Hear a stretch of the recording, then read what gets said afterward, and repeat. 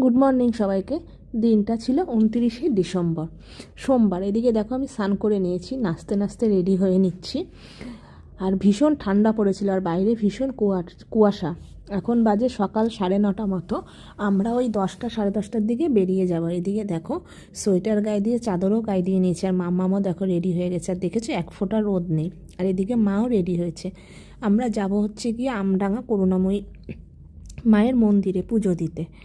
আর পুজো দিতে যাওয়া শুনেছি মেলা হয়েছে। আমরা না বেলায় বেলায় বেরিয়েছি। এদিকে দেখো কোনো রোদ নেই, আর কিরম কুয়াশা ধোয়া উঠছে।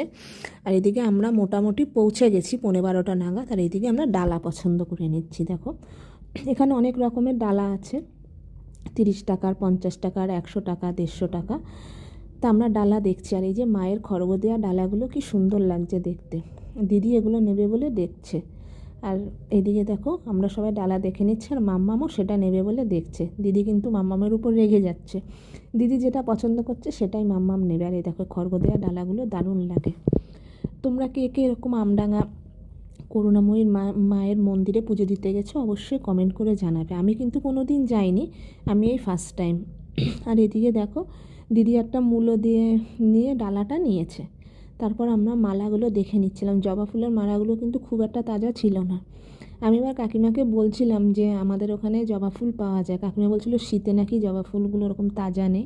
আর দেখেছো চারি সাইডে কী সুন্দর বাদাম, গজা, কত কিছু বসেছে। এদিকে দেখো আমরা হাঁটতে হাঁটতে চলে যাচ্ছিলাম।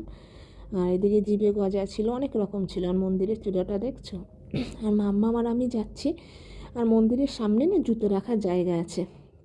আর আমরা সকালবেলা মায়ের যেহেতু পুজো দেবো সে কারণে না খেয়েই বেরিয়েছিলাম। আর দেখো মন্দিরটা কি সুন্দর করে সাজানো। আর মা মাম্মামকে বলছে সাইড হ সাইড হ। আর আমরা তারপরে মায়ের পুজো দিতে বেরিয়ে পড়লাম। তারপরে দেখো আর মায়ের ওই ভিতরে না পুজো দেওয়ার ওখানে ক্যামেরা করা মানে বারণ, তাও আমি লুকিয়ে একটুখানি ক্যামেরা করে নিয়েছি। এইদিকে দেখো তোমাদের সাথে মায়ের মুখটা শেয়ার করি, কি সুন্দর না। এইদিকে দেখো এখানে হচ্ছে গাছে এরকম ঢিল বাঁধা যায়। আমার মাও এরকম একটা ঢিল বাঁধছে, আর ঠাকুরের কাছে চাইছে তার মনস্কামনা। আর ভীষণ ঠান্ডা ছিল আর কুয়াশা ছিল, কি বলবো। দেন আমাদের পুজো অঞ্জলি দেওয়া সব হয়ে গেছে। আমরা যেহেতু সকাল থেকে কিছু খাইনি, তাই এদিকে দেখো খেতে বসেছি।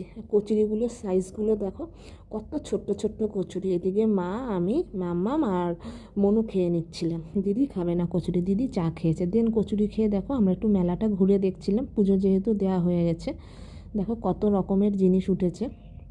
আর এদিকে না এই যে এই নানান ধরনের চড়ার জিনিসগুলো উঠেছে। মাম্মাম দেখছিল, কিন্তু মাম্মাম বলছিল না না আমি এগুলো চড়বো না, আমি মেলা থেকেই চড়বো, বাণীপুর মেলা থেকে। তারপর আমরা কাপ প্লেটের দোকানে দেখছিলাম। আর মাম্মাম এই খেলনাগুলো নেবে বলে দেখা দেখি